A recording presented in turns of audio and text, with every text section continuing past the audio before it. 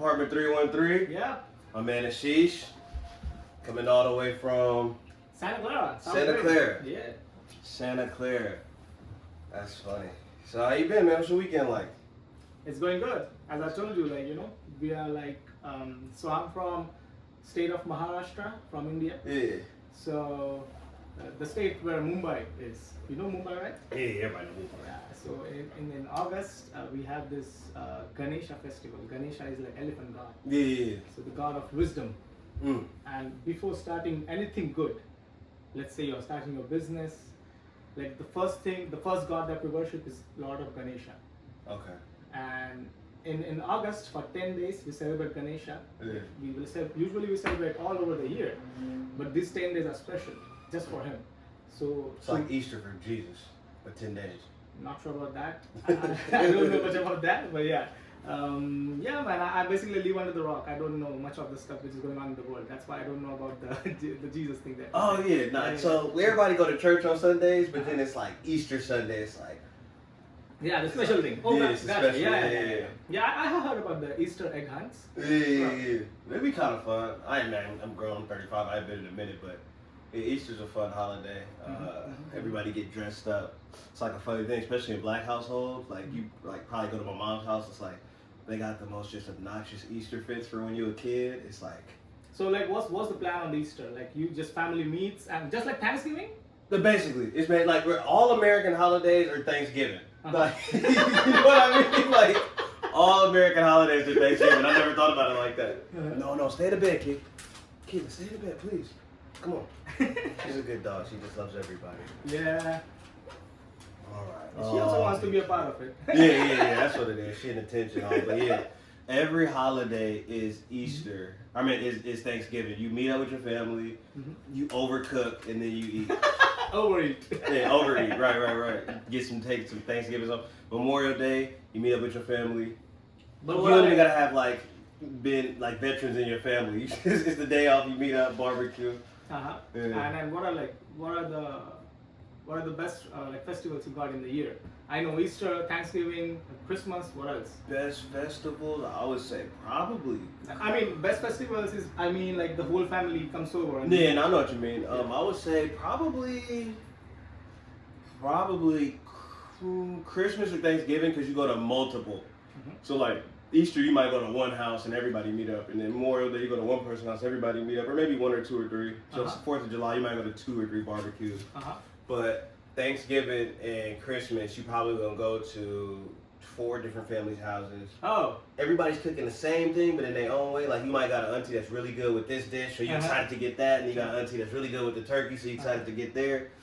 It's pretty cool. I would say probably Christmas though. Probably Christmas, because even though it's only one day, it does. You usually either fly out somewhere. It becomes a thing of about a week, you know? As opposed to Thanksgiving, it's like really just one day. And you get gifts on Christmas, right? Yeah. You still get gifts? No. No? No. When does that end? Like I have just watched it in movies, like kids are excited for the gifts, but I don't know like when does it exactly stop? I would say now being an adult on Christmas, it's like if I need help with a bill, should be like, all right, I'll give you $200. Yeah, that was the best thing, right? I mean, what I'm but gonna like, do? never like, give me this shirt, Mom. Like that probably stopped. Yeah. Like 21. Cause I stayed with my mom until like 21, and I moved with my grandma. So probably about up till 21, and then even then, once you get like out of high school, it's more or less like you get like some nice pants here and there, but maybe a game or some shit. But yeah, probably like 21. It's like, bro, do you need help with anything? Like, you know? I mean, get the. Yeah. Get out of my face. Right. Basically, and then you start seeing all your like little brothers still getting shit. You like, damn. And then the shit they get is crazier because she not buying you the shit. So you like, hold on, True Religion. Like I remember on that. Was I born too early? Yeah, sometimes, man. Sometimes, bro. Like I remember back to school shopping. Even like I remember like going to back to school shopping. I would get like the on sale shoes, which I'm still happy for, you know. But then like once it was just my little brothers in school, they was getting like Jordans, True Religion jeans. Don't tell me. I'm like, but I get why though, because you only got 2 kids now. Like, you know, before it was like 7 of us. So when it's only the last 2, they really get a lot. But Yeah, I would definitely say that Christmas is probably the best one for me. That's when you see random people in the family. You gather all in one place. What else? Yeah, you were asking me like how was my weekend, so I was I was talking about the Ganesha festival. So lately, as I was saying, you know, we welcome Ganesha with some specific kind of drums, and right, you telling me, you want me to show you a video? Yeah, let me see that. Yeah. Okay, so let me see. So this kind of stuff. Probably I can send you this link of the video. You can show. Yeah, send me the link. Yeah. Yeah, this kind of stuff. Okay. They are just starting, okay? Yeah. It's gonna turn up, like I said. See, that's the big drum. Yeah. They're all synchronized, okay? And that's not an easy thing. Nah, not with that many people. Yeah, there are so many drums, you can see.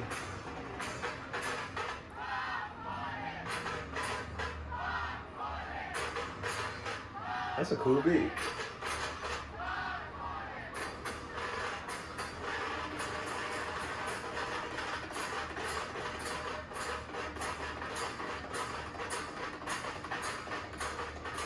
If you go to the South, they got drum lines like that in college, like the black colleges. They do. It's not for God. Drum circle? Yeah, it's a whole drum line. It's a whole, but they got like horns and stuff. But it's like the big this, thing right? is the no with the regular drums. Show and me. Oh yeah, okay. You can use my phone. Yeah, let me see. Yeah, that's the you. That's exactly what that reminds me. That's crazy how much cultures is alike. Finally, it's like one blood, one love, man. Everything is same. Yeah. Everything is same. Like we just have different flavors of it. Yeah. That's crazy. Yep. That's crazy how much shit is alike, bro. Yeah. You have to practice a lot. Yeah. To like be in sync. Yeah, bruh. Even if like one of them fucks up, everyone's gonna. Yep. Because one person gonna fuck up and be like, am I missing mine? Yeah. That's So crazy. I was saying, so I have joined one of the drum clubs. Yeah. And so Saturdays and Sundays are those practice. So it's fun. We practice for 4 hours. Yeah. And there are different elements, as I said. Like there's this one big drum, there is small drum, then there is like flags, like probably 10 feet flags. Poles, like which we like make them dance the flag. And the flag is like orange flag, which represents Hindu dharma, which is our religion. Yeah. So we all are doing all of this for that flag, to respect that flag. Yeah. That's so hard. we do. Yeah. So I'm just training for that now, so that we can do that stuff like in the August. Like I don't know the exact date when Ganesha arrives, but yeah, that's hard. Yeah. So that's what my weekends are lately. So Ganesh is the one y'all celebrate all y'all gods year round. Yep. So yeah. But there's like a big three, right? You got Brahma, that's like the main. Yep. There are big three: Brahma, Vishnu, and Mahesha. Okay. They are the big threes. And every other god is like, these three gods like wanted to save humanity from some specific problem, and they transformed into a specific avatar. I don't know. Yeah. Avatar. Yeah. Some specific form. They took a specific form to solve that problem. Yeah. For their people. Right. So yeah, that's how we got all different gods. But yeah, all that's what I'm going on. And yeah, you were showing me about that Indian hip hop page. Bro. Well, since when are you following that? Bruh, since you told me about it. Since you told me, I was like, let me look it up. And I was like, this shit kind of hard. I have a lot of stuff to tell you about. Okay, so obviously, like hip hop started in Africa, if I'm not wrong, right? New York, but it's all black. Oh, you're talking about new school, like new hip hop. I'm saying about like when did it origin? That's what I was studying. Yeah, no, the origin, the drums and stuff, probably obviously Africa, but like the rapping is I think New York in like the 70s. Yeah, 70s. Okay, sure. So India, it just started probably, it started in late 90s, but y'all got rap all the way back then? Yeah. People were rapping. Yeah. And but in late 90s, it did not have much respect. They like the rappers just used to get a small cameo, like probably half a verse in probably one of the Bollywood movies. Right. But lately, 8 Miles, the famous movie of Eminem. So just like that, we have a movie called Gully Boy. For real? Gully Boy in India. You gotta watch it. Where can I watch Bollywood movies? Anyway, like probably Amazon Prime, or I can show you some other streaming services where you can do that. So Gully Boy movie. So there are two big rappers in Mumbai, Nazy and Divine. Okay, so that movie is based on their lives. Oh, they coming up? Yep. Like I mean, they were living in slums and they were struggling. They were doing all kind of bad stuff. They were under the bad influence. But like on one day, so the story revolves around one rapper. Although it's inspired from the lives of two rappers, but it's just the one rapper. The man. Yeah. So he's living in slums. He's Muslim, and he's very poor. Like he's struggling. And one day in the college festival, he sees one person rapping. That's the first time he sees what is rap. And then he's super into it. And then I guess you gotta watch the movie. I'm not gonna spoil it. You should watch it. You will love it. You will love it. But yeah, other than that, so you know like the Kendrick Lamar beef that happened with Drake. Yeah. So just like that, around 2017, there was a big beef between Raftar. Raftar means speed. Okay. And fast rapper. Not like he does all kind of genres, but his name is Raftar. Okay. Like which symbolizes speed. Okay. And other rapper Anyway. So Anyway, this name was inspired from two rappers, Eminem and Lil Wayne. Anyway. Okay. That's hard. Yeah. That's hard. And he beefed with Raftar, who is like 30 or 38 years old, who is such a mainstream guy. Yeah. And he's like judge in rap shows. Right. And he beefed with him. And the reason for the beef was just because Raftar in one of the interviews said that, Anyway is not earning any money. That's what he said.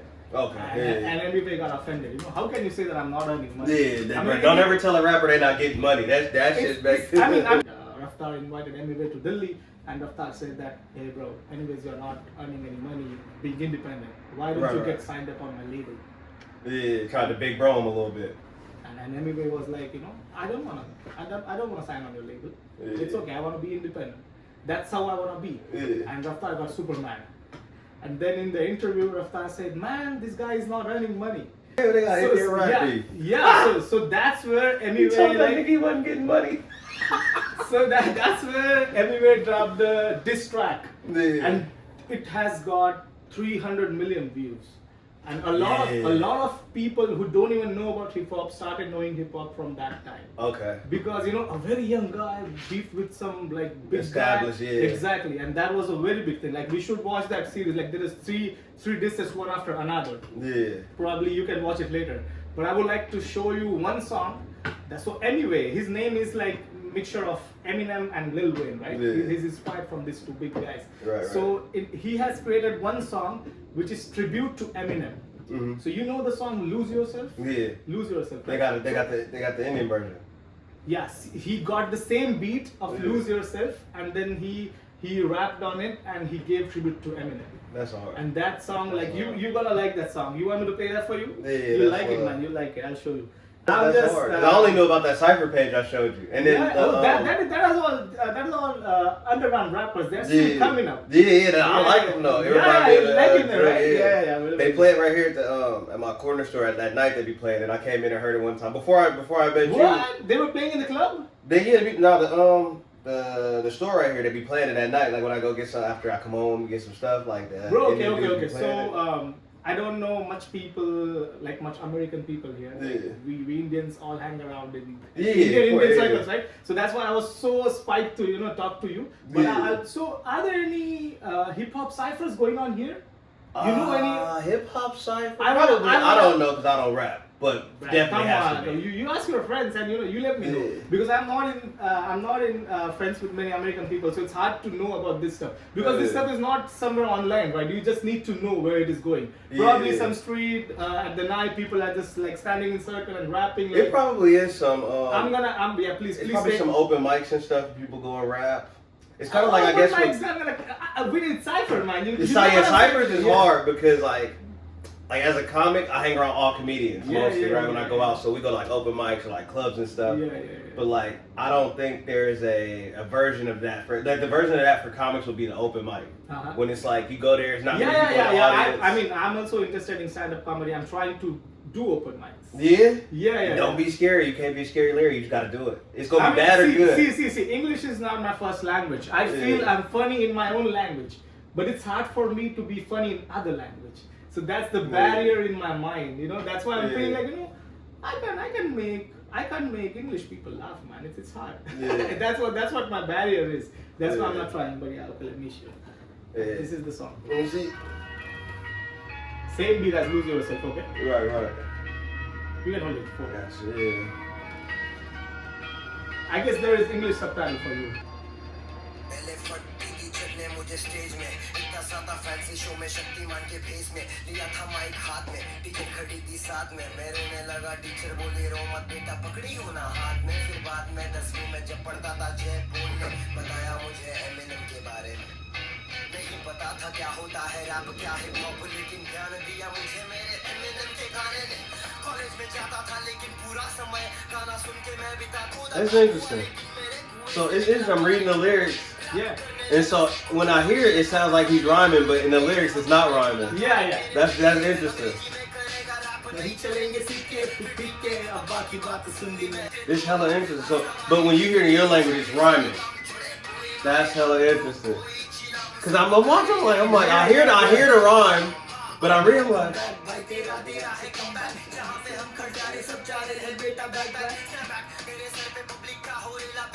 Listening to the rest of it all on YouTube to flag it. That's hard. Yeah, that's hella interesting. Like that, it's still fucking me up. So I can hear him rhyming in your language. Which is that? That's Hindi. Yeah, that's Hindi language. Hindi language. Yeah. And then, but the lyrics is so. Yeah. It's tough. I mean, does that sound? Is it the same way when you guys hear like American rap? Is it like? See, India is one of the biggest English-speaking country. So we have been studying English. Google about it, man.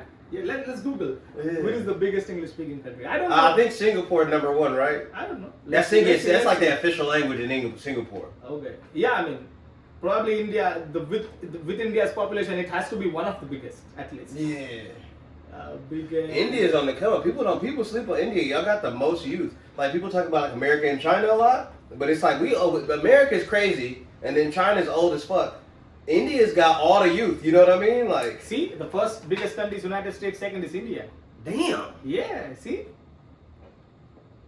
Damn. See, that's what I'm saying. So yeah, for us with it's the same. Yeah, okay, you get it. It's your loss. Like I'm able to enjoy all of your songs, but you're not able to enjoy my songs because you don't understand. America's super. Unless you come from a second, like if you're like Mexican or Indian or Chinese. At best, you're gonna study like Spanish in high school, you know? Like I think I took French in like 7th grade. I have heard people learning French and But yeah, America is like the way we are raised in America is so American focused. Like we don't look out to the world, and when we do look out to the world, it's like I'm gonna show the world how American I am. Whereas like the rest of the world like has an appreciation for a lot of things. America, especially the way the media and stuff raises you out here, it's like.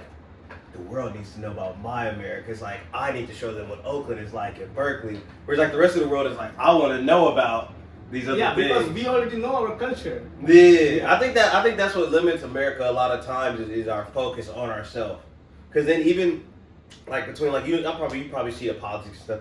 Even then it's like you'll get little pockets of like.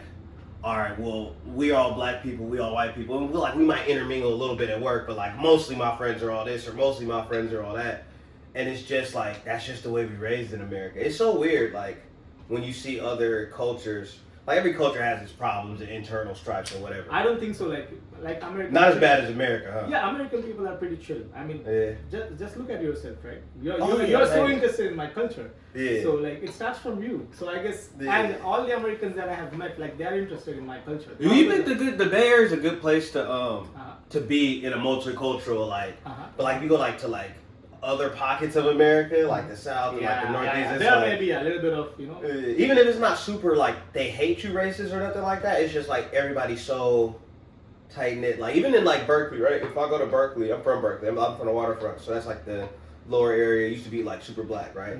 And then, but if you go to like Elmwood, that's a super wide area. I remember I was delivering mail there. That's my job. I'm a mailman, and I was like, I'm delivering mail, and I got the cops called on me, and I'm just like, bruh, yeah, like that's so wrong. It's crazy, and I'm like, in my head, I'm like, I hear the cop behind me, and I'm like, oh, he must need me to get out of his way. 'Cause I'm walking in the street, so I get out the way, and he stops me, and I'm like, hey, what's going on? He was like, we got reports of somebody stealing mail, and I'm like, I had a scanner on me, and I'm like, bro, I got the keys, I got the mail in my hand, I like unlocked the truck, I'm like, bro. You were working for like USPS? Yeah, the actual post office, and I'm like, so, I'm thinking like, okay, once I show him all this, he'll leave me alone.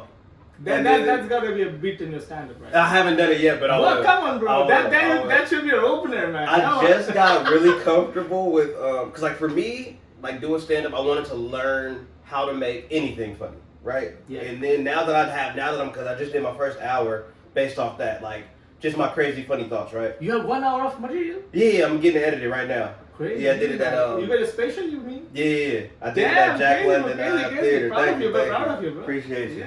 Yeah.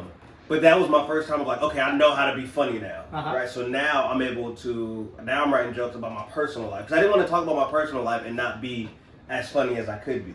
So I was like, okay, how do I just make anything funny? Like, I got a bucket over there. I'll pull out a random thing. I'll show you right here. I got a, that's funny. So I got a bucket, and that's how I used to write jokes, right? I pull out just pull out any little white piece of paper, and like read what's on it. Wealth. So I might make a joke about wealth, like, you know, billionaires complain about getting taxed a lot, you know, and they're like, oh, no, we don't want to pay taxes. And let me think. I'll be like, you know, I think instead of paying taxes, since they don't want to pay taxes, they got to do one shitty job a week for a year. Or once a year, they got to do a shitty job for a week. And then I guarantee they want to pay taxes. Like, I'd rather pay $2 billion in taxes than fucking work as a barista, or I'd rather pay. Barista is too chill. I mean, make them clean the streets. Yeah, you know what I'm exactly. Yeah. One of the jokes. Make them do a blue collar job. Yeah, exactly. Like, yeah, go to an open mic where nobody there, people talking through your set, and do that for a week, and I guarantee they want to pay taxes. But that's how I used to write my jokes, just to get comfortable with like, how do I make something funny? How do I make something funny? So now that I'm comfortable with that, I'll probably start talking about my job, my personal life, my upbringing, things like that. Okay, tell me one thing. So one thing, like how long have you been doing stand-up comedy? Really concentrated, really taking it serious, like 6 years. But my 6 years? Yeah, my mom made me do my first open mic at 18. What? Yeah, I did not want to be a comedian. I was hanging out with the homies. Is your mom comedian? No, she just loves comedy. When I was a kid, she would always say, "You're gonna be a comedian one day." And I knew who Eddie Murphy was, but I never was writing jokes. Your mom is so cool and supportive, man. Bro. Yeah. I honestly really can never appreciate my mom enough. Seriously, like, because everybody that has supported mom, but like my mom really, if it wasn't for my mom, I'd be doing something totally different. Like, totally different. Shout out to all the moms. Shout out to all the moms, man. Love your mom. If you still got her, love your mom, man. But yeah, so I remember I was going to hang with the homies, you know, young, getting into trouble and stuff. And she was like, I signed you up for this open mic. And I was like, all right, I'm about to go to the park. And she was like, but you're going to go to this open mic first. And I bombed. But that was the first time in my life that I bombed at something. And I was like, I want to do it again, though. And then so I bombed, and I did it like once or twice more. And I didn't do it for years. And I moved back out, because I was in Las Vegas. Then I moved back out here. And did it at 25 for like a year here and there, you know, going. How long have you been living in the Bay Area? I'm from the Bay Area, but you're from the Bay Area. Yeah, I'm from Berkeley. I was born and raised Oakland, lived in grew up in Berkeley. Then at 13, I moved to Las Vegas with my mom. And then high school, almost every year in high school, I would come back out here for a year, go back out there for a year. I didn't really I did not go to high school. Like, I went to high school, but I was never at school. Like, I didn't graduate or nothing. Like, I just didn't like school. Like, sitting around, I used to sleep all the time. Like, the teacher tried to wake me up, and I would just tell him, like, look, bro, it's the end of the year. I have not done any work. Just let me go to sleep. Like, all these other kids want to learn, clearly, right? I don't care. Let me go to sleep. Or, like, sometimes, like, history, like, I love history, right? So they would try to wake me up in history, like, ask me a question, like, try to, you know, make me look stupid. And I would answer it right, and then I'd be like, now, can I go back to sleep? And she just let me go back to sleep after that. School was just so boring. Part of that was my fault, because I didn't take it serious, I was getting placed in classes where I already knew the answers to everything. And it was like, I didn't understand that, like, if I applied myself, I'd probably be in more interesting classes. To me, it was just like, all this shit is stupid. I want to go hang with the homies. I want to go do blah blah blah blah. Like, I want to. What were your homies doing? Gang banging. I swear to God, gang banging for real. Like, that's what I was at that. Like, and it's crazy because, like, my friends, like, I didn't have to do that. But like when I was 13 and I moved to Vegas, I didn't know nobody. Like, and then Vegas at that time was super white. So like, damn, bro, where all the homies at? Like, my mom. It's funny. I got a joke about that. My mom tried to sign me up for the Boy Scouts, and I went there and I was excited at first. I was like, oh, they do pancakes. And I'm like, oh man, you know, you're a kid, you love pancakes. And then I went there and there was just hella little white boys, and I was like, why don't you like white boys? it's not that I didn't like them, it was just I was the only black boy. So when I walk in there, everybody is like, they didn't do anything racist, but you feel like different. You know, like, oh shit, like I'm the only black dude here. Like, I don't know. They was like nice people. I don't know. Let's do one thing. Let's just like Kill Tony, I'm gonna ask you, what is the blackest thing about you? Blackest thing about me is, I always say, no, don't get on the couch, you know better. Blackest thing about me, probably my attitude.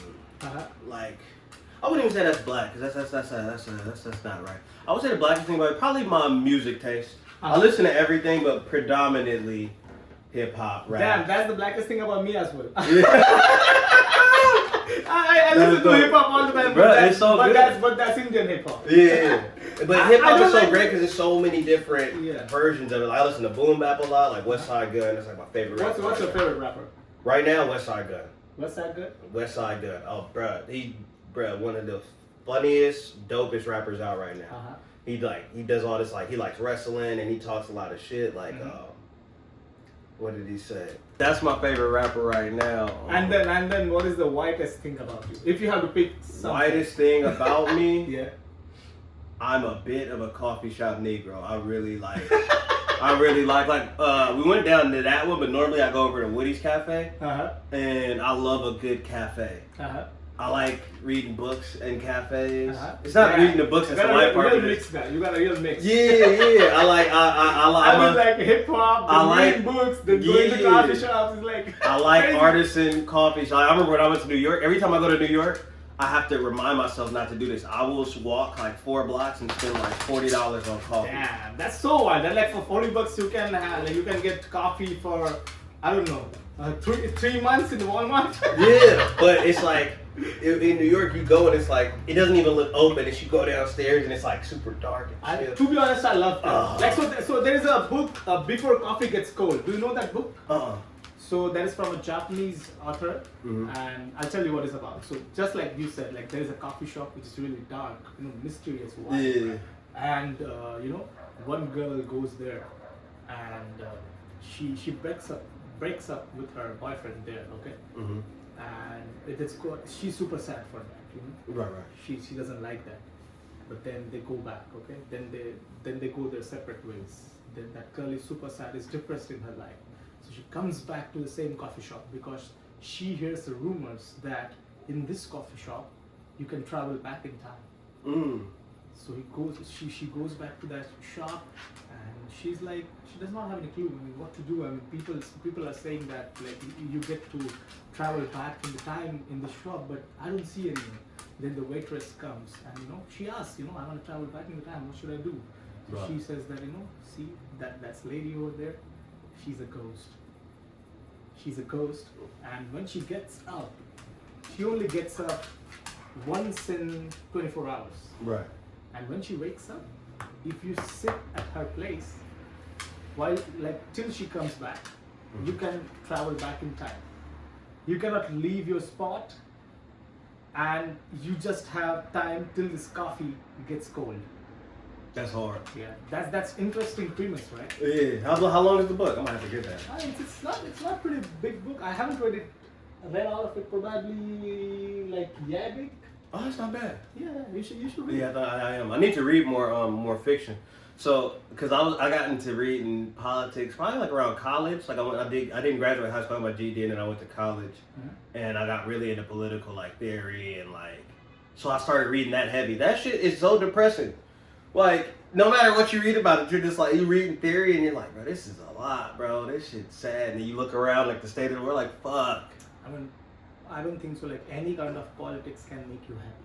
Yeah, you gotta look at it right. I had to learn. Like when I was younger, it would make me super, super sad. Now I step back and I'm able to like take something from here. Like when I was young, it's funny. So when I was like 21, I thought I was like communist, right? So I'm like, oh yeah, man. Yeah, because communist theory reads pretty good, right? Yeah. Yeah, I mean, like everything belongs to the community, and like it sounds pretty good in the books. But we see that in reality. Yeah, it's too much power for one person. Yeah. So as I got older, I learned that's that what happened to me as well. Like in the seventh grade, I read about communism for the first time. Like you listen about like communism in Russia, right? And I was thinking that's pretty cool, man.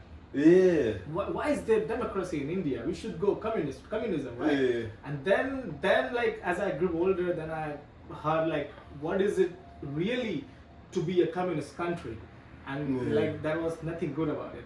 And at least I didn't hear anything good. I mean, to be honest, I'm not too mature to comment about it. I don't know much about it. Right. You know? And I feel like in such matters, you should not say anything if you don't know anything. Right. But right. still, we can have our own opinions. Right? Exactly. Like me, I've learned to like, you gotta take something from everything. Like you want, like I definitely want to live in a society where there's freedom to get money and do what you want, but also there should be a safety net. Like if somebody loses their job, they shouldn't lose their apartment. It should be like, you know, I get it. Well, yeah. But like, I don't want to be like you said, in a Russian communist country where it's like, bro, the government has way too much power. Like it has a lot of too much power out here now, but you gotta have a mix of things. That's what I've learned. Like I don't know what to call it yet, but like a nice blend of freedom and bureaucracy.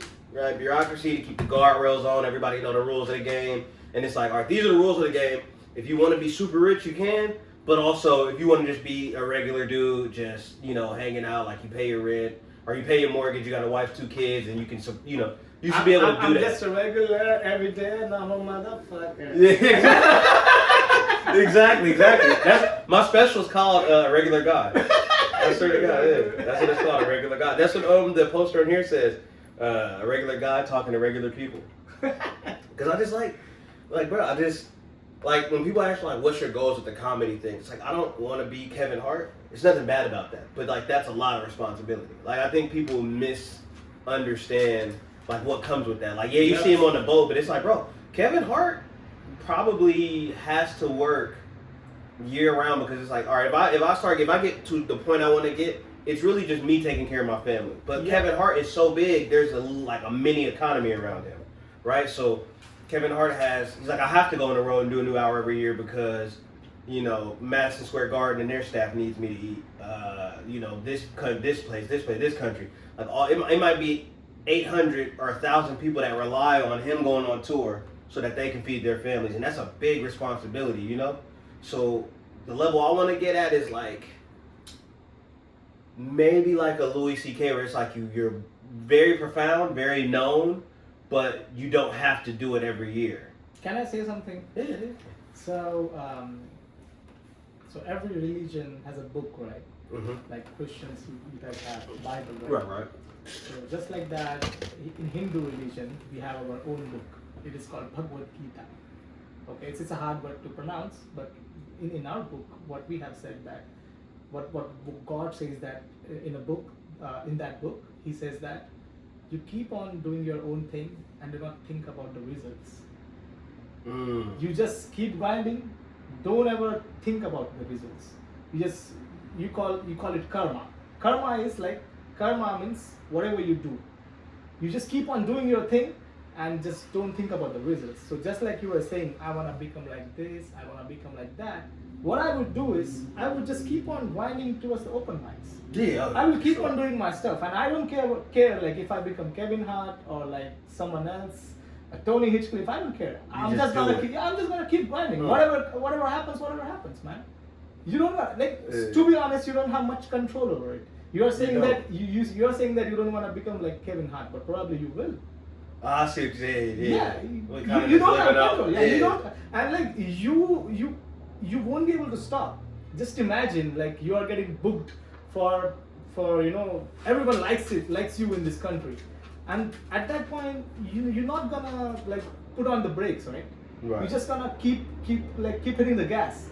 It's a saying by this guy A.A. Rashid. He's over in New York. He's with Westside. Come on, don't start doing that. You can't go under there. And he says you better act like the sun. The sun don't do nothing but one thing: shine. You know, like you do. What is it? Front end, back end? So back end. Back end. So I work with data intensive applications. Yeah. You don't gotta say where you work or nothing. You know.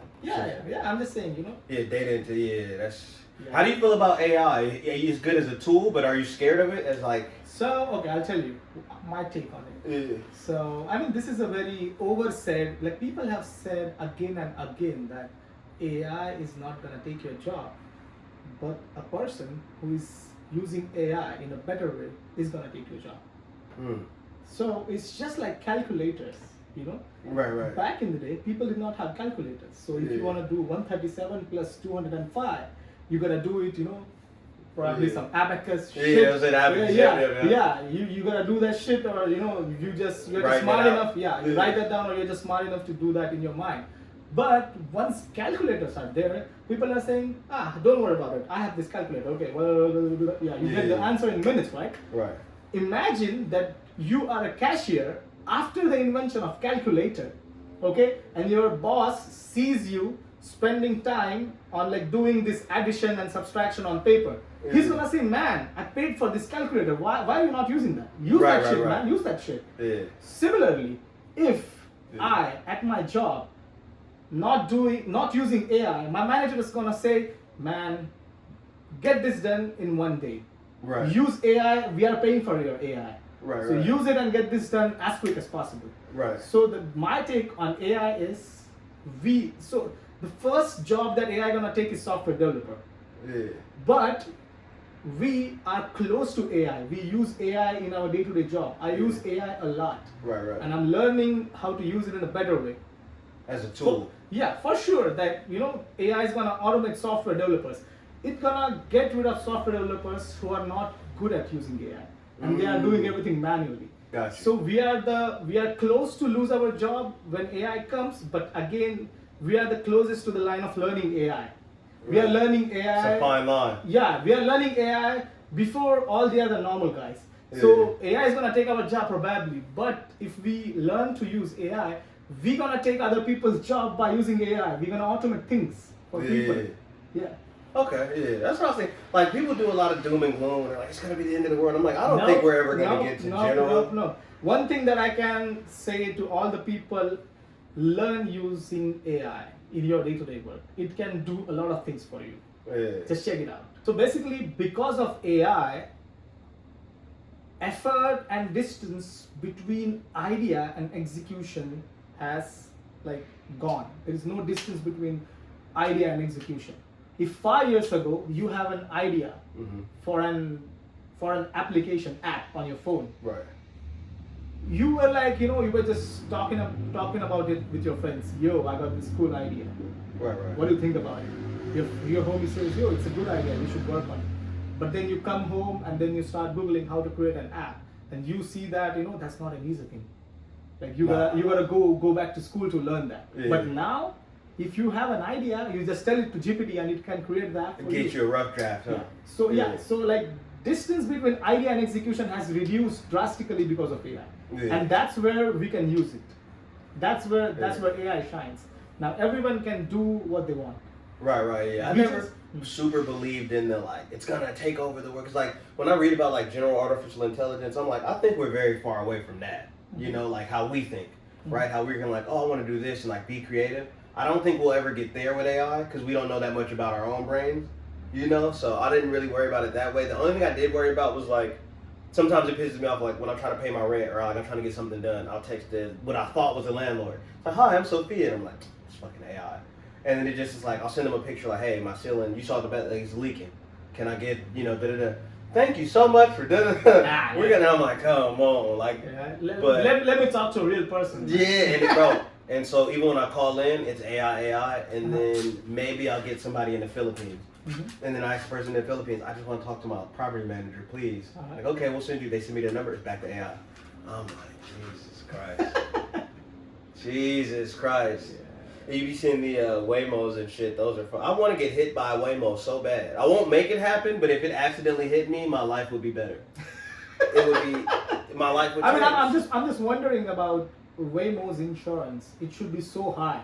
Oh, probably. Yeah, it should be so high. I mean, because, but yeah, like. Yeah, I think that's why they only operate in San Francisco. I don't like Waymo because, you know, it is as expensive, in fact, more expensive than normal Uber. Yeah.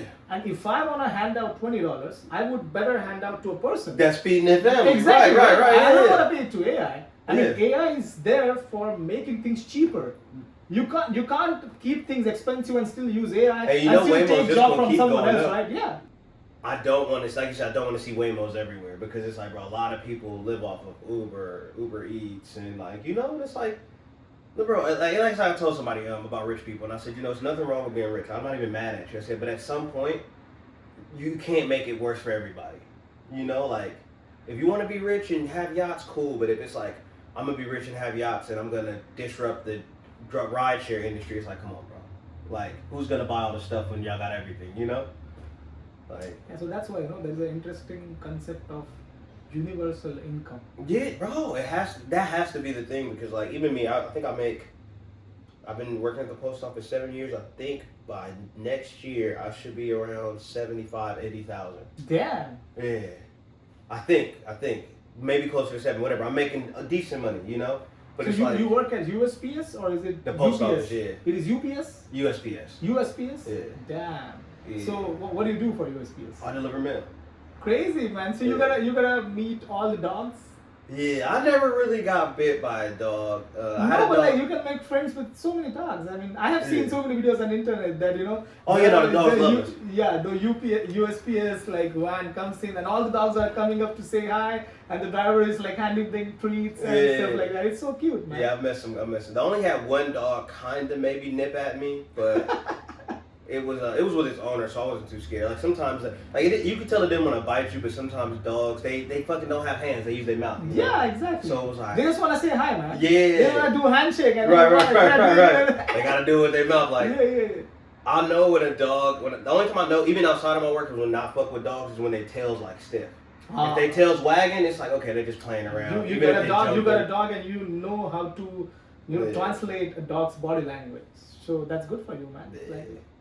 Yeah, but USPS is cool, man. It's cool. It's not what it used to be, but it's cool. Like, what do you mean? It's not what it used to be? So when my dad was doing it, he was like, the money was crazy. Like, is it? Relative, yeah. Like, I mean, it's probably probably less technically, but like with inflation, right? Mm-hmm. So like my 70,000, his 70,000 back then is probably like was 100 something, 100 grand now. Yeah. So I'm just like, damn, but. I mean, it's cool. It allows me to do comedy relatively frequently. Like, I get a good amount of leave. How long? Like, what are your working hours? 8 hours. I'm guaranteed 8 hours, 40 hours a week because I'm a regular, and then I can do anywhere from 8 to 12 hours. But I try to lately. Since I've been making more money now, doing just my 8 hours. I try to do just 8 hours because now I'm doing comedy.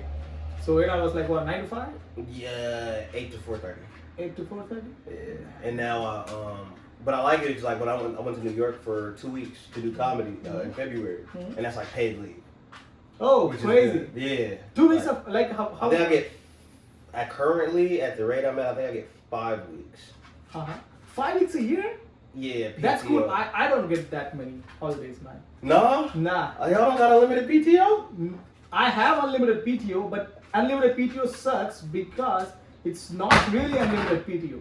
It's like whatever leadership thinks.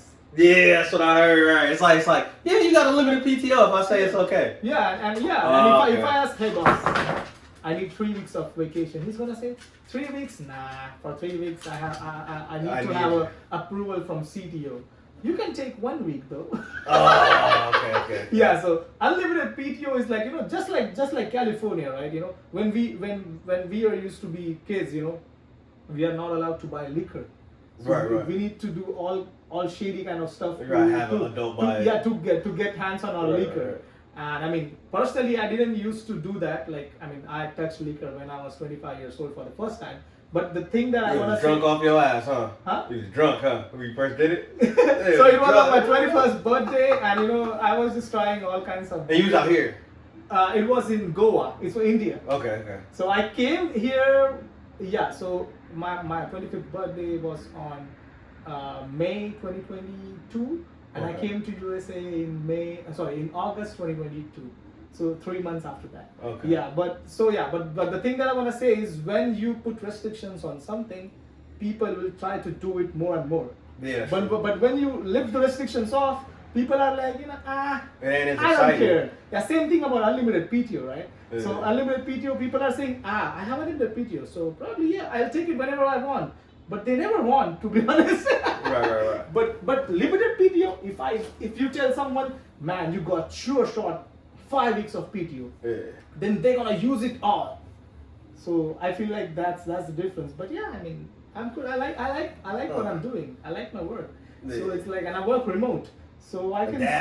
I want a remote. So one thing, so in the post office we have like an IT thing. Mm-hmm. If I need to stop fucking up at work and take my ass to work because I want to do that remote. Because we have like a you can work from home remote thing, and it's bruh, it's so good. Like, cause this one, it's like sometimes you get tired. Like I work in the hills of Berkeley, so some days I do get like hella tired, and I got like not bad foot problems, but sometimes it's so bad that I can't go to work. But then it's like when I wanted to transfer somewhere else, they're gonna say, oh, but you missed this many days. So it's like I won't get fired, but it restricts me from moving around in the company. Yeah. So I need to figure that out. But about you, like, so is there a fixed area where you work? Oh yeah, same route. I work in the hills of Berkeley, Panoramic, near Cal. I try to work. So near you Cal. do the same route every day? Yep. And then sometimes I might get overtime on somebody else's route, but generally it's just my route every day. Same So thing. what is the most busiest month for USPS? Probably it's gonna be December because people write letters to each other on Christmas and stuff like that. But apart from December, what else? Apart from December, probably, especially in the Cal area, is beginning of the school year. Because all the kids are moving in and they ordering fucking mattresses. You'll open your thing up and it's like one dorm ordered fucking 10 mattresses. But they did that. And you're gonna deadlift all the mattresses. And they did 10 mattresses 5 days in a row because it's a dorm, you know? So you're like, oh my God, bro. Yeah. And then the kids, they never clean their mail out because they kids, they don't give a fuck about mail. They want packages. So you try to put mail in the box. It's like first class mail, so you can't just bring it back and like you gotta. And it's just like, bro, mail from people that moved out years ago. And you're like, bro. So what other companies do use USPS as their delivery service? Is it Amazon? Does Amazon use? Yeah, they still use us. Amazon. UPS uses us. Mm-hmm. What is the difference between UPS and USPS? UPS is just parcels.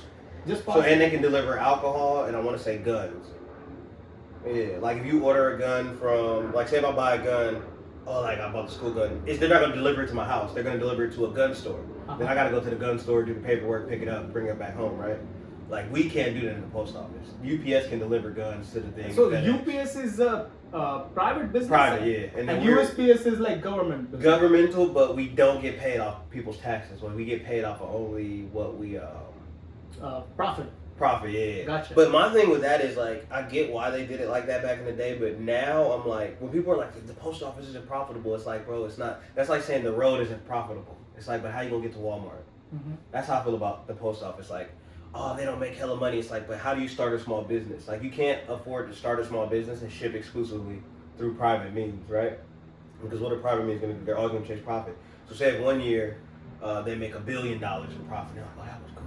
If we go up just $2 more, we could make $3 billion in profit. We make $3 billion in profit, we go up $2 more. It's like you can't start a small business that way. But us, like our increases are so little and incremental that you can start a small business and like we get people who just dump like maybe 100 packages, and it's all going to different places, blah blah blah. But it's all one flat rate, and that all's going to get there within 3 days. You know, so I think we should. Honestly, I don't like the union because I worked for it for a little bit, but I think we need to have a more forward-thinking union. Our union is very archaic in terms of like, this isn't the 80s no more. Like, mail is going down. They're like, mail's going down. What are we going to do? It's like, bro, fight to ship more shit. Like, okay, maybe we shouldn't be shipping guns because people at the post office are fucking nuts. But it's like, why don't we ship alcohol? Like, if UPS is saying, okay, we'll ship alcohol for $10 per thing. We're the post office. Okay, we're going to do it for $7. Now what? Like, we're going to take that business easy. I guess it must be about the laws. You know what I'm saying? It's the laws, but I'm saying we gotta change. Like, our union doesn't fight to change the things that we need to go forward into the future. Instead of thinking forward, thinking they're like, oh, like we just got a contract. And it was like, because we're union, they were like, oh, we make sure that you have AC in the vehicles now, starting in 2026 or so. It's like, bro, it's 2020, we've been had AC. Who gives a fuck about that? Like, our pay increase was only 1.3% for 3 years. So what's that? 3.9. That's, I guess, less than the inflation. You know what I'm saying? Yeah. And they're like, well, the mail's going down. It's like, okay, but like, you be a union, go lobby for us, go to Congress and lobby and say, hey, we want to be able to, distribute alcohol now. We will not distribute, but yeah, like we want to be able to deliver alcohol now. It's not like I'm gonna open up the box and drink it. You know what I mean? But if we were to do that, that's just one thing that would. And like I said, we the post office. Fuck you, man. We just undercut them. They ship it for 10, we do it for 7. Now we got years of going up, and we can go up 50 cents instead of $1 every year. And UPS is going like, damn, what are we gonna do? But it's so much private lobbying and all this other shit that goes into it. And like I said, the union being just so old school. I want to say maybe 2-3 years ago, we just stopped using time cards. Like to punch in, like old school. What? So that's like maybe like at the most it was 4, but I think it was like 3 years ago we stopped using those, and it's like, bro, we was still punching in on a time card. Like, what the fuck? Like, I remember working security when I was 21, and like you just calling on your phone, I'm at work now. Which security low key is one of the best hustles. I remember working security in Newark, and I did like I would work. It was an empty building, so I knew nothing was gonna happen. So I would clock in from work, and I'd be asleep. Just sleep. One time, like once or twice, it was a new guy who once our companies had merged. It was a new guy. He pissed me off. This African dude. He called and was like, my boss called. My boss was cool. My boss kind of knew what was going on, but he knew it was an empty building, and I would do favors for him, so he didn't care, But the guy was like, hey, are you at work right now? The guy said, and it was like, I was like 2 hours behind. I was like sleep when I picked up, like, fuck. Like, yeah. When you say 2 hours behind, what does it mean? Like, I should have been at work 2 hours ago. But I didn't. I was like, I just clocked in. I'm like, bro. And I was like, oh, yeah, my fucking tire's flat. And then I went there, and the guy was like, where are you at? And I'm like, bro, don't ever do that again. Like, don't ever call. Like, just don't worry about what I'm doing. Like, you want to pause for a bit? I can order something for us to eat. Oh, cool, bro. Yeah. You want to have pizza to more songs, or you want to talk about? I want to ask. So with India, y'all got the biggest youth in the world right now, right? In terms of like population growth, like, how is it like being in a younger country? Because like I said, America's old. I'm not from China, but China's old. Japan's old. All these other, like India is the future for the world for the most part, because you got the youngest people. Youth leads everything, right? So what's that energy like out there? So I'll tell you. So I'm from Mumbai. Right. And Mumbai is so densely populated. Probably, if you want to compare it to one like New York, New York, yeah. You got it. So just like in New York, you got subways, right? Yeah. In Mumbai, we got railways. Yeah, that's Indian railway, and it's fucking crowded, man. Bro, I be seeing the video. They be packed in. They don't even close the doors, man. No. So they just hang out by the door. Yeah, I be people are traveling just hanging by like two handles. Right. I have traveled like that. Yeah. So for 4 years of my grad school, I used to. So I'm from Dombivli. So it comes in Mumbai suburban. Okay. Probably like you can compare it with New York suburbs, probably New Jersey or probably like far 30, 40 minutes from the city. It was 50 minutes for me. Okay. 50 minutes by train. Okay. So every day, my college, my grad school used to start at some 11:30 in the morning, and from 11:30 to 6:30 in the evening. So I need to. So it almost takes 1 hour and 15 minutes for me to get to the college from my home. Okay. So what I used to do is I'm just leaving the home at 9:30 or 9:45, and it's the peak hour. Everyone is going to office. Yeah, rush hour, right? Yeah. So it's like you cannot get into the first train that you see. You have to leave like 2 or 3 trains, and then like with some trial and error, like you get into that train. So it's not easy. Look, have you ever seen how Mumbai railways look? Yeah, on the internet. I can show you, bro. It's like fucking. So, they be packed in there. Yeah. So I'll tell you. So I'll tell you how it goes. Like, so usually the sitting compartment, the sitting situation, I'll tell you. 3 seats here, 3 seats here. 6 people are like sitting, and in between there's a little bit space, right? Yeah. So 3 people are standing in between. They're waiting for people to get up so that they can sit. And then 3 more people. So whoever is in the front, they get to sit if any one of these 6 people gets up. Yeah. So that used to be the situation. And when the train is at my station, it is already full. Yeah. It is already full. People So you gotta pack in. So I'm just standing in between, one hand here and then on my phone, go like this. I pop in my earphones. Those are wired earphones. And I'm like handing by one handle, and the train is going. I'm like moving around. The people are like, I'm just surrounded by people, and everyone is watching their own shit. Okay, yeah. I'm watching my movie. So I watched the most amount of movie in those 4 years. I used to watch a movie every day, and that's where I watch most of the top IMDb movies. So I used to download a movie like. And just watch it while you ride the train. Yeah, I'm having a brunch at home. Like my mom is like handing me over my brunch, and while she does that, I'm just downloading the movie to watch today. Then again, English is not my first language, so right. I'm downloading the subtitles for it, and as soon as the movie downloads, I finish my brunch. I'm ready to go, man. Come on, let's get the bag. And then from my home, the train station used to be like 15 minutes, 20 minutes walk. Yeah. So either I walk or take a rickshaw. Rickshaw is like cab, Uber. Like a cab, but it's a shared cab. Okay. And you see in that song, they were driving one like black. Yeah. That was rickshaw. Okay. And so it is such a tiny vehicle, and but still, 3 in the back, 2 in the front with the driver in that small thing. We used to pack, and everyone used to give them 10 rupees, which is like 10 rupees is what? So one US dollar is 90 rupees right now. Yeah. So it is 1/9 of a dollar, which means like 10 cents, right? Yeah. About that. So we used to give that guy 10 cents for us for him to drop us to the train station. Then I'm at the train station. Come on now. So there are 2 kinds of train. There's fast train and there's slow train. The fast train will stop at only the big stations, and slow train will stop at every station. And getting on the fast train was fucking difficult because it's already jam-packed. It's packed. There's no place. Yeah. And if you want to travel with the fast train, I have sometimes I'm not even inside the train, but still I'm traveling with the train. That's just scary. I'll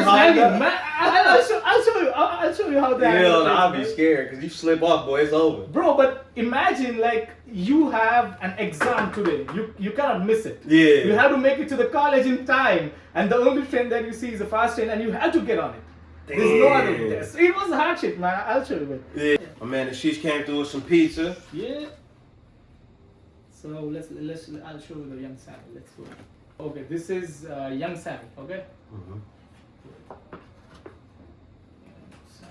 Yeah. And he's a black rapper, but he raps in Hindi. So is he born in India or he just? Not sure about that. Probably he's born in India. Okay, let's do this.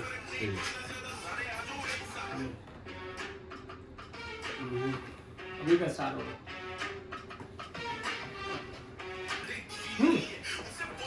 Try to put on the subtitles. Probably is there.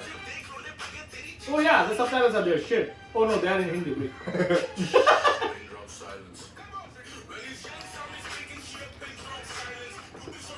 Nah, we don't have subtitles in English. Yeah, but this is a guy, black guy who raps. Yeah, I thought you were saying because I be saying Indians and they got hair like yours, but they be like my color. That shit was funny the first time. No, this is one dude I work with. This nigga looked just like Bernie Mac. I thought he was black, and then I talked to him and he had an accent. I said, "You ain't black." he said, "What?" I said, "You ain't a nigga." He said, "No, something." I said, "Boy, I thought you was black this whole time." But he Indian. There are a lot of people like this. So there's one more black influencer who is again born and brought up in India. Yeah. Wait. His name is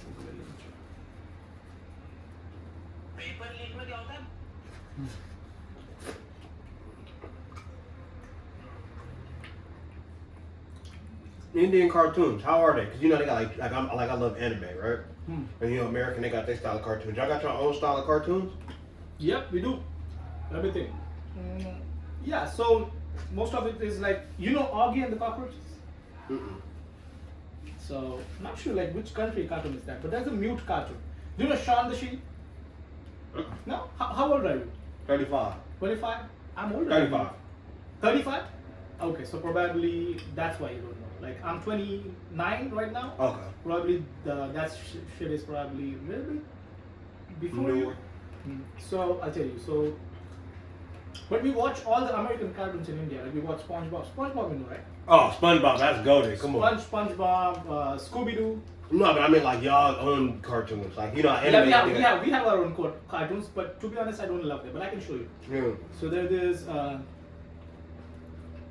Don't be looking at me, you know them on. No, the thing that I want to say is, so there's this cartoon called Augie and the Cockroaches. Let's see its origin. Okay, let me check.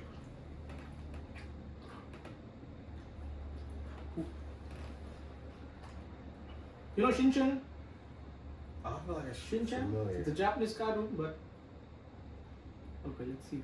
Sound familiar. Oh, okay, that's a French-Canadian cartoon, Augie and the Cockroaches.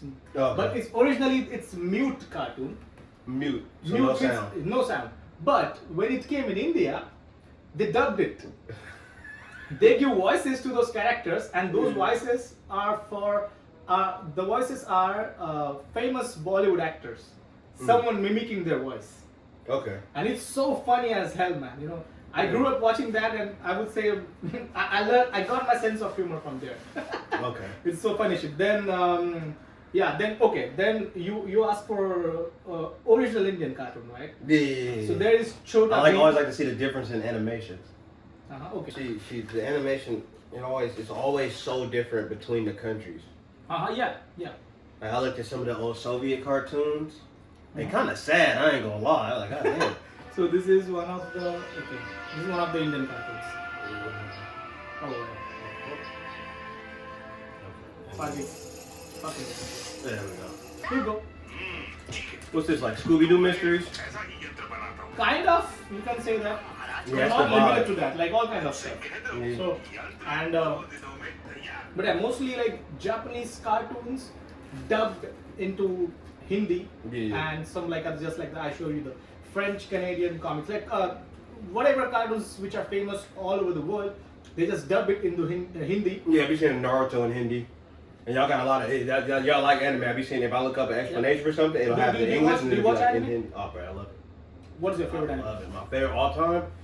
One anime I probably have to say Cowboy Bebop. Cowboy Bebop, yeah, it's the old one, right? Bro, yeah. Have you watched AOT, Attack on Titan? Yeah, I finished it. That's crazy, yeah, right? Yeah, That's I like crazy that. shit. The one I'm watching, I like reading a lot of manga too, because it's like the manga are usually darker and like more adult. But like that one, Berserk, bro, I know Berserk. it's the greatest thing ever. And bro, I remember the first time my partner showed me when they had the Netflix adaptations. I remember I had the game on Dreamcast when I was like 10 or 11 or something, and I didn't really know what it was. All right, it's cool, big sword, whatever. And then I was in Vegas with my partner. Shout out my nigga Terrence, who was like, bro, have you seen Berserk? You gotta watch this shit. And I watched a little bit of it on Netflix, and I was like, this is amazing. And then I read through the entire 20-year manga in like a month, and I was like, bruh. And so then I got the Is it the whole manga or like is it just 1 and 2 deluxe how many years volumes. worth of? I want to say probably between those two is probably 7 to 10 years. Yeah, but I'm gonna get the whole collection. I'm just waiting on it because the main creator, the creator of it died, so it took him a while. He has a protege. You know, in Japan they always got like an understudy, and so it took the understudy a lot of time to get comfortable to finish the story. Cause it's been going on for 20 years. Like you gotta finish this, bro. You have to finish. So just like One Piece? Nah, One Piece is insane. I want to start One Piece, but it's like It's what too big of a commitment. Too big. It's so big. Like the thing why this lasted 20 years, he would take a lot of hiatuses because of his health. So he would go hard for like a year, and then you might not get nothing for like 2 years. And then they go like, you'll get something for 6 months, and you might not get nothing for a year. So then it's stressed out. I think from like 88 to like now. He died like 2 years ago. Oh, so someone else took over? His understudy, his protege took over, but it took. He was even saying like even though he left me like how to finish it, it's like scary to do because it's like that's like if the guy who wrote Game of Thrones. That's like if he died tomorrow and somebody's like you have to finish his books, they'd be like fuck. Even if he left a manuscript, it's like people are always gonna say he would have did it this way. It's not perfect. It's not because like. Bro. It's hard to do justice to such a legacy. Yeah, and it's so scary. It's so scary. Like you just don't want to mess with the fans. Yeah, because like. And even if you do something good, you're still gonna be probably hated. Yeah, because everybody's gonna be like, well, he would have did it this way. And so it's just pretty crazy. Just go and get on your bed. I'm gonna tell you some more. Go up there. Greedy pig. I'm gonna do eat. She's looking at me because I throw her too, right? Mm-hmm. You got other tricks? Little something. Uh-huh. Don't eat over the couch. Eat over your bed.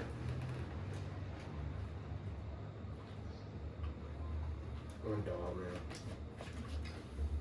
man. What's your favorite movie? All time? Mm-hmm. Damn, that's tough. Favorite movie all time? I might have to say. First thing that came to my mind was this movie called New Jack City. You ever seen it? It got Wesley Snipes. It's about crack and like the crack epidemic. It's about a kingpin and he going up against this cop, and it shows. It's a funny movie. It's like the Black Scarface basically. That's basically like it's not a copy at all, but it's basically best way to explain it is like a Black Scarface. A guy who's like getting money, and then he finds out about like he was selling coke, and then he was like, oh, what is this crack shit? And he was like, bruh, they come back even faster for the crack. To be honest, I don't know what is crack is. Like, I know what is weed. I know what is cocaine. Ever. Cocaine. So cocaine is cocaine. Crack is cocaine, but it's like you cook it with baking soda. Okay. So you put it on a pot, make it with baking soda, you mix it, and then it comes out in these little rocks forms, and then people smoke that.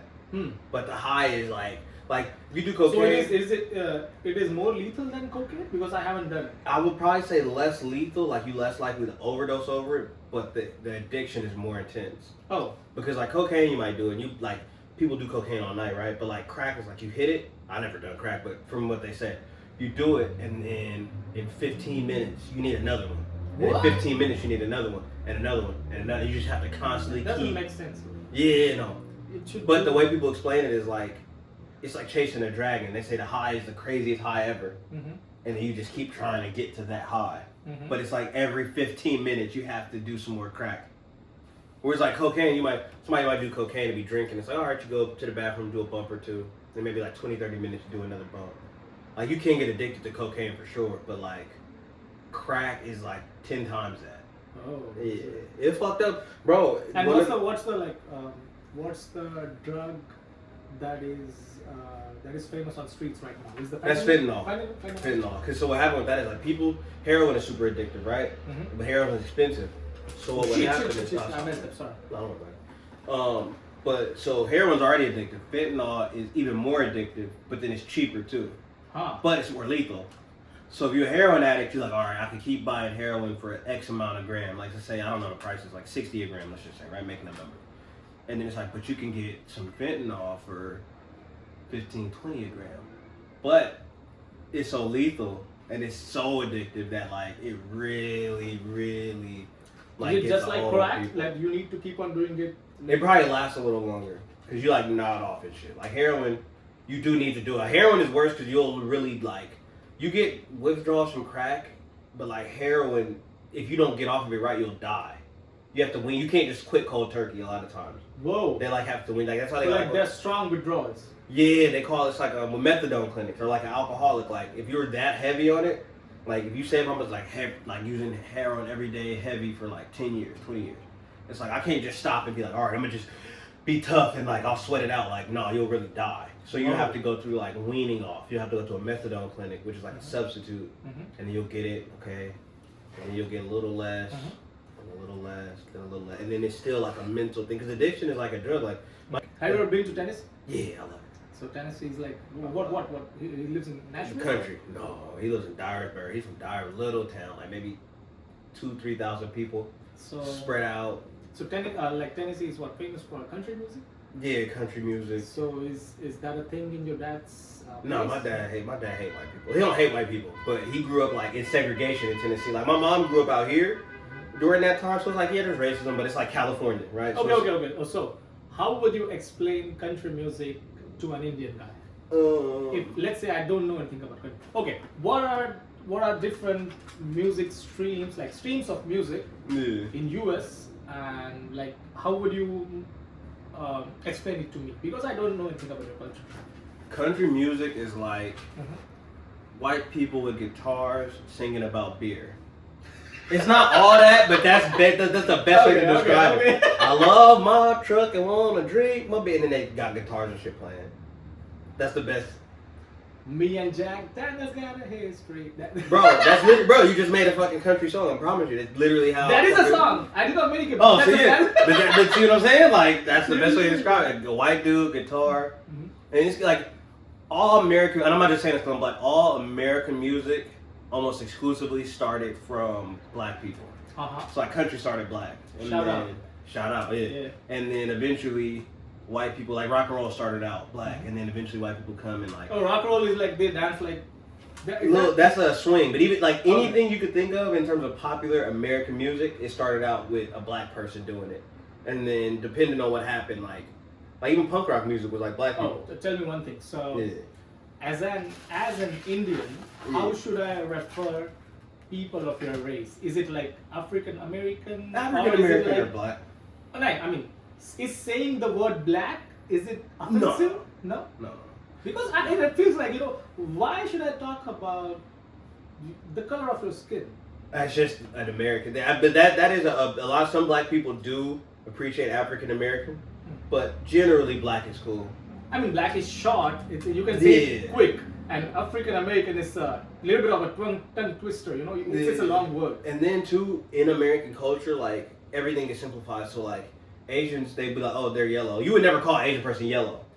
But generally it's like Asian. They'd be like, brown. That's why I hate it, right? Like you cannot, you don't usually call Asian people yellow. No. But you call African American people black. Why is that? It's just the way it is in America. Like from between slavery and all of that, it went through so many things. It used to be way worse words.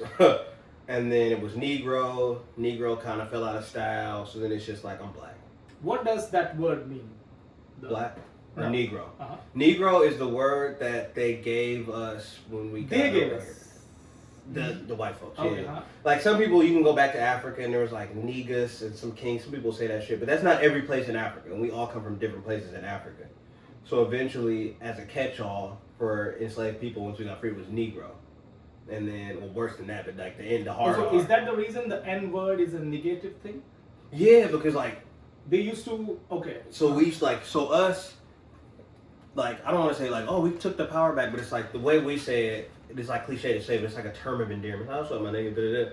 But like, that's a thing between us. Like, there's probably something you might call your Indian brothers that if I said it, you'd be like, what the fuck? It wouldn't seem right, Like, it might not be as offensive because the history ain't there, but it would still be like, just call me Indian, bro. Like, you know what I mean? Like, just call me black, bro. But I wouldn't mind African American. I don't mind African American or black. Most people don't like Negro. You definitely don't say that hard. Yeah, I mean, I know that. I'm not saying any of the N word. that I know that. But I'm just trying to understand. Like, why is it offensive? I mean, obviously, I respect that. If you tell me not to do something, I'm not gonna do it. But they used to call us nigger, and then nigger went to Negro, but it's still the same, and it's just a negative connotation drawn back to when we were slaves. Like in America. I'm sure there are examples of a black slave owner that definitely probably happened, but not so much that it was a systemic thing. So like when a white person says the N-word, it's like of all the things you could have said, you could have just not said that, And it just over time it just became an offensive word because of the history it's tied to. You know what I mean? And it's so overused for comedy material. Like. That's like when you ask me about the Kill Tony shit, and it's like every time they got a black dude on there, the first thing they want to talk about is like watermelon, chicken, and it's like, bro. I mean so I watch Kill Tony every now and then. I mean, it's not just like you said, like it's watermelon or chicken, but for sure the one thing that he asks is, what is the blackest thing about you? That's the question that he asks. Then what is the whitest thing about you? Those are the questions that. But I love that because I love watching it because people can be unfiltered there. Yeah, definitely. Let's talk about one thing. So there is one Indian show, India's Got Latent. So India's Got Talent. Right. They flipped the word talent to latent. And a guy, Samay Raina, who's an Indian comic. He's a big Indian comic. Okay. So he. Inspired from Kill Tony, he created a show like that in India, and it went super viral. Like people are dying to watch that shit. And and in one of the episodes, one guy who was sitting on the panel did a would you rather joke, and it was about the parents, like mom and dad. Yeah. And it was so offensive to Indian people that show got cancelled. Yeah, people like did police cases on those people, and they shut down the show. And that is the thing that I a little bit don't like about Indian shows, is because they get offended by probably anything which is borderline risky. But on Kill Tony, they talk about anything and everything, and nobody gets offended because they know that it's a joke. Right. And they don't cancel it outright. Yeah. And it's the same thing that we were talking earlier, right? If you make weed legal, probably people will smoke for 1 year or 2 years, and after that they will get bored out of it, and they just don't do it. Right. But if you ban weed, people are gonna, They want to see. yeah. Whatever you say, don't do that. People like to do that. Yeah, exactly. Because there's a thrill in doing what is banned. So that's the thing in India. Like they, So that's why I love Kill Tony, because India's Got Layton got cancelled, but Kill Tony is not cancelled. He's running from 12 years. Yeah. Well, now Layton is back. The season 2 is like season 2 episode 1 just aired. Yeah. But like they are like a little bit, toned Careful. down. Yeah. You don't want to say anything which can offend people. Yeah. So that's I don't mind that Kill Tony's unfiltered, but sometimes it gets like it's like in comedy we call it hack, to where it's like, oh, okay, like you're gonna say the same thing. Mm-hmm. So like Kill Tony, like his recent special, he was like, black people like I don't like the special. Yeah, it was like black people like I did fried not chicken, like, and it's like, bro, that's been I did not like that special, but I do like Kill Tony, and I like. I had some homies on Kill Tony. What? Yeah, the homie Rob Edwards, he was on there. I want to say the homie Patrick Ely did it. I think he might be a regular. I think he might be a regular on there, the homie Patrick Ely. Shout out Patrick Ely and my Rob Edwards. So one of my favorite comics, like because of him probably, I watch Kill Tony. It's Pat O'Neill. You don't know about him? Okay, I'll show you. Probably I'm not saying his name. I'm thinking about Patrice O'Neill. He dead though. He been dead. I was a legend. He been dead for a minute. So okay, this is the guy. You know him? Nah. No? Okay, let's do it. Considering how many of these superheroes get their power from radiation, not nearly enough of them are Japanese. Come on, Asian jokes are short-sighted. And what do I know? Until Oppenheimer came out, I thought Nagasaki was about black jobs. What do it, right? What is it? But see, that's creative though. Yeah. So like I can appreciate that, but when somebody comes on and it's like fried chicken, it's like, bro. He's awesome, bro. You should check it. I'm gonna check him out. Yeah. But like me, my favorite comic right now living is Louis C.K. And Louis C.K. has a bit where he says the N-word, hard R and everything, but it's so creative. But he's white. How can he say that? So he was talking about, he was like, I don't like when people say the N-word because you're making me say the word in my head. He said, 'cause if you say N-word, I'm thinking, oh, they mean nigger. And it's like, that makes sense though. He said that. Yeah, on a special. Yeah. What? Yeah. And you guys allowed that? It was great. Like me, my thing with that word in comedy, don't like me. He couldn't tell me that shit off stage. And be like, what's up? No. But in comedy, you're making observations about things. Mm-hmm. So if that's a funny observation, like when you do say the N-word as a white person, you probably are thinking in your head, oh, he means this, right? And it's like, that is. Oh, it's funny. Like if I say, do not think about blue elephant. Yeah, bro. The first thing that you do is think about blue elephant. Exactly. So that's why it's so funny and creative. Whereas like other black jokes, which are less offensive in terms of the language they use, is offensive because it's like chicken and watermelon, and it's like, bro, I don't even like. But okay, is it a thing? Like, do you like those two stuff? Everybody like chicken and watermelon. Me too. Like That's watermelon is my favorite food, man. Yeah, I don't like watermelon that much, but yeah, everybody. The only thing that I hate about watermelon is hit or miss. Yeah, you gotta get a juicy one. You gotta get a juicy. If it's dry, it's so nasty. Do you know how to, like, what is your strike rate? Let's say you buy 100 watermelons in a year. Mm-hmm. How many of them are juicy and sweet? Like, are you good at choosing your watermelons? I don't really do watermelon. I don't hate it, but I don't buy. I'm not when I say I'm not a big fan of it, it's not that I dislike it. It's just I didn't really grow up eating hell of that shit. Bro, like that, I like the little oranges you could peel easy. Was it a tangerine? Yeah. I'll go through a bag of them motherfuckers. I like those, bro. Yeah, but for people like you and me who are living alone, watermelon is like hard to finish, right? It's a big thing. And one thing is like, okay, but yeah, like I love watermelon. It doesn't look exotic, but it tastes exotic. Mhm. It is the opposite of strawberry. Strawberry looks so exotic, but when you have it, it's like nah. It's just the talks and it. Yeah. But yeah, I never really hella been. Do you love mangoes? You gotta. I actually don't like mangoes. Why? I don't. They're not nasty. I just don't like them. I don't know why. What? Everybody says that. I don't. Probably you have never had good ones. I don't know. I just don't. Bro, I don't Indian like 'em. Alfonso is the best mango in the world. Is it juicy? It is sweet and juicy. It's crazy, bro. You should try. I mean, I'm not really I sure. don't know And why I it's don't like mangoes. expensive as hell. Mangoes are slimy. That's why I don't like them. They kind of slimy. What's wrong with slime, bro? I don't know. If it's tasting good, you just. I think I'm a big texture dude. Like I like apples. They're crisp. I like Honey Crisp apples. I like the mandarin. I like things with like sharp sweetness. So like them tangerines, the little pills, Yeah, the small clementines. ones. Yeah. I have that. I have a tangerine plant in my backyard. See, you can just peel them and you just throw them in there. You just bite it. It's just.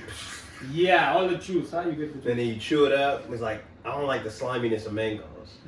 Which yeah, that's what it is. It's the sliminess. Like it took me so long to get comfortable with avocados. Like I just recently Avocados disappointing. They don't, you gotta put some salt and pepper on them. Yeah, but I don't really consider them as a fruit, right? Are they? I don't know. You tell me. I don't No, know. they're veggies. I think so. I don't know. I don't know, because you don't fuck me up. Tomatoes are fruit. And so I was like, man, I don't get none of this shit. I don't understand it. You know? So, but I think, what is it, fruits or something? I think they got seeds or something. I don't know. Yeah, avocado has a seed, a big seed. Yeah. Big fucking seed, man. Maybe it's a fruit. I don't know. I don't know. That shit stop mattering when you get older. It's like, is that shit good or not? Have you watched those reels? They call it the Hood Research Department, and a couple of black dudes are like I think talking I heard two black dudes. talking about science stuff, and they're inventing theories. Yeah, I seen that on TikTok. It's kind of funny. It's funny, right? So in India, y'all got guns? Hell Not no. legal, not legal. We got guns out here, brother. Hey, we got guns. I cannot buy one, and I don't want to buy one because I'm not a citizen. I'm just on work visa. I just do work. I mean, that's the thing. But it's not a gun culture in India at all. Like people are like, hey, I gotta get me. No.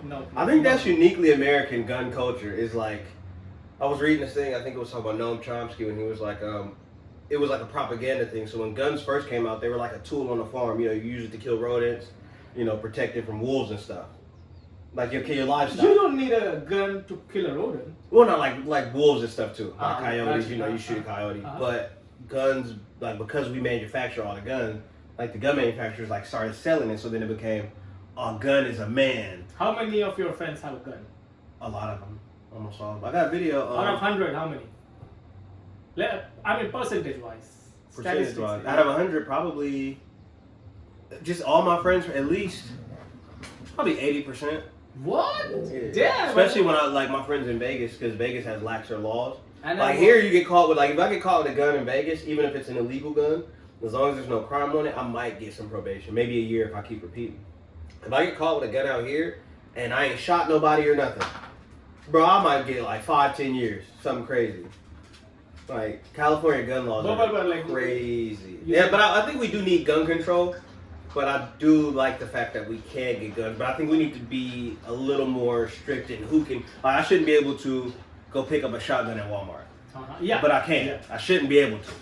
Like, so I think with guns, I'm definitely for the Second Amendment, but I think there should be tighter controls, like deeper background checks, because Or make it really, really expensive. Yeah, one of the two things. It should not be easy to buy it. No, but it's so easy to buy it. And Yeah. How much? Like, what is California the cheapest? and New York, like the coastal cities, it's harder. But once you get to the south, my brother in Vegas, I could probably get a new gen Glock for like $600-700. Damn, that is like just like Meta Ray-Ban glasses. Bruh, you know what I'm saying? Like, I can get maybe out here, I can pay for some Ray-Ban glasses. Out there, I get a Glock and then take your Ray-Ban glasses. But it's like, I think there should be, as a person who likes guns, like I was just shooting with my homie down in Stockton. It was fun. I shoot target practice and shit. There does need to be more common sense gun control. Like, okay, if I want a gun, like, okay, I shouldn't be able to go get an AR-15. Like, that is something like what, in what world, I'm living in this apartment. Imagine you coming into my apartment, and it's just, I got a gun rack. And we just sitting here talking, and I got like 2 ARs, some pistols, and it's all loaded up, and we just talking, and I'm just looking like, you like, bro, I gotta get the fuck out of here, you know what I'm saying? Like, this nigga wild, bro, hold on, I got the glaggy. A guy like me is definitely gonna get scared because there's no gun culture in India. Yeah, so it's like, hey, or even if you from out here, it's just like, why do you got this AR? Like, at any time, shit could get tricky. You know what I'm saying? Like, any time I'll be like, what'd you say? Like, it's just uncomfortable. And then, too, that fact that, like, okay, say I'm having a bad day, right? I might want to kill myself, but I might be like, well, since I'm going to kill myself, fuck it. I'm going to go outside and... That's sad. It's sad. That's why you got a lot of mass shootings in America that happens in, like, it happens everywhere, but a lot of times in lax or gun control spots because it's like, I can get an AR-15, and if I get pissed off because I lost my job or my girlfriend left me... You're mad at boss. You mad at your boss, and then every problem in your life, you're like, you know what? Before I kill myself, I'm gonna see if I can get a high score. And then you can take an AR-15, which is a military assault rifle. Like, bro, ain't nothing I can do against that. Have you watched that movie? So in that movie, I forgot the name, but it was like, in that movie, for one day out of the year, The Purge. You can kill. Yeah. It's like mini purges. Like, seriously, like. Have you seen any shooting in person? from a balcony or like they're shooting up like You can hear it sometimes. Not a lot. It's not super violent. It's not as bad as it used to be. But like this is an actual real scenario. Say right now, you know what, fucking Ashish, I hate my life. I could drive to Texas, get a gun for like an assault rifle for relatively cheap, relatively easy, and just decide to go to. And nobody knows I'm coming. People just shopping at Walmart, minding their business, and I'm like, you know what, fuck it. Like, that is a thing that is uniquely American, and it's bad. But so it's like, that scares the shit out of me. Yeah, you shouldn't be able to go to a gun show, and because it's a private deal, I'm like, hey, here goes this, and he's like, here goes an assault rifle, and I can just walk up out of there. Like, it should be harder to get a gun. Like, I'm all for having guns, but it should be harder to get a gun, and I feel like the more densely populated an area you're in, the harder it should be to get a gun, and the limits on the gun. Like, so let's say if when I moved to New York, right? Then you can get a gun out there. It's very hard though, and then it's very limited on the gun. Same thing in California. It's very limited on the gun you can get because, and I don't think it's this way, but look at all those people there, right? This isn't even the most densely populated area, but like, think about if I had an assault rifle from my balcony, how much damage I could do. It's too much, bro. So it's like I should at best be able to get like a handgun, maybe 10 rounds. I'll never need. Who am I shooting it out with that I need more than 10 rounds? Even if it's for self-defense, I don't need more. You need 10 rounds, bro. That's all you need, right? And you probably don't even need that much. So, like, those are the kind of gun control laws I'm for. Like, okay, cool. You know, it is our culture. We do have the Second Amendment, blah, blah, blah. But I shouldn't be able to go get an assault rifle. Like, our 30-round magazine. Do they check your criminal history if you want to? They do that, right? Oh, yeah. But that's like... That's good enough, right? No, because imagine if I don't have criminal history, but I have a violent history. Oh, well, but yeah, they should check everything. That's what I'm saying. But they don't. They only check for like criminal history and if you've been in a mental hospital. But if it's like, I done beat my girlfriend up a bunch, but nobody ever got convicted. I don't have any, like, active warrants for that. I never got, convicted for it and shit. I'm like, bro, I can still go get a gun. Like, but I have a history of violence. But they don't check that deep. Yeah. And then again, like, there's just no reason. Like, if you live out in the country, then sure, or if you're a sports shooter, sure, be able to say, hey, I'm a sports shooter, here's my sports license, this is why I use it, blah, blah, blah, blah, blah. Mm-hmm. And more than likely, you've been around guns, you've been around those guns, you have a history of like, I've just been doing this my whole life, I'm a sports shooter, I do this. So like, okay, we'll give you these rifles, or I train people in the military, so you get these rifles, cool. Or you don't live around hella people, but like, I would hate to like, be in a densely populated area like downtown New York and just know, like, bro, everybody got guns right now. Like, it's too much. Anything could go wrong, right? And then, like, say if two people starting a shootout, bullets don't have trackers. So when they shooting at that person, if you miss that person, it's hella people behind that person. And then it causes chaos. Motherfuckers running in the streets, cars is trying to get out the way. It's just too much. It's too much. So. I cannot even imagine gun culture in Mumbai because... See how dense that is, bro? Like, bro. Like, imagine you on a train and everybody got a gun. Nah. Imagine you on a train and a dude just got an AR on his shoulder. Like, I bet you there's some room on that train now. It's only 5 people on the train now. Every train got 5 people on it. Like, man, I ain't getting on that train, brother. That's the gun train. A lot of people calling in sick. Yeah, I'm not about to. I guess I'm not doing university this. I'm staying in the countryside because them niggas is sick out there. But that it's uniquely an American problem, and it's mostly just from the lobby of gun manufacturers. It's all right. It's tyranny of the government. First off, I like to tell people this when they say it's to defend ourselves from the government. If the American government wanted to take your town over, a rifle's not stopping them, bro. They're gonna hit you with a drone, or maybe a laser, whatever the fuck. Like, you're not gonna resist anything with a rifle. Like, maybe you can make a small militia, but what happens when they roll in with a tank? So now should we be able to get tanks? No. You know what I mean? Like, yeah, first of all, you should not do anything wrong. And if you don't do anything wrong, then I guess no one's gonna come for you. And if no one's gonna come for you, you don't even need to defend yourself, right? That's true.